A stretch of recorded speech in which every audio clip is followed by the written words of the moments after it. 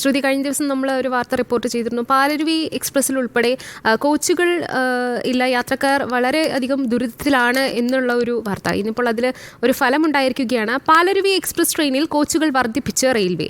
3 general കോച്ചുകളും ഒരു sleeper class കോച്ചുമാണ് വർദ്ധിപ്പിച്ചത്. യാത്രാ ദുരിതമെന്ന യാത്രക്കാരുടെ പ്രതിഷേധത്തിന് പിന്നാലെയാണ് തീരുമാനം.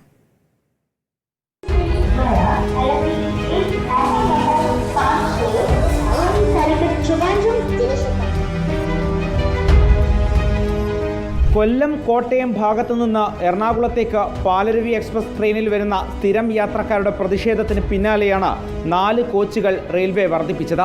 ഇന്നു മുതൽ 3 ജനറൽ കോച്ചുകളും ഒരു സ്ലീപ്പർ ക്ലാസ് കോച്ചും ഉണ്ടാകും. പാലക്കാട് നിന്ന് തിരുനെൽവേലി വരെ പോകുന്ന ട്രെയിൻ നാളെ മുതൽ തൂത്തുക്കുടിയിലേക്ക് നീട്ടാൻ നേരത്തെ തീരുമാനിച്ചിരുന്നു. അതിന് പിന്നാലെയാണ് കോച്ചുകൾ വർദ്ധിപ്പിച്ചത്.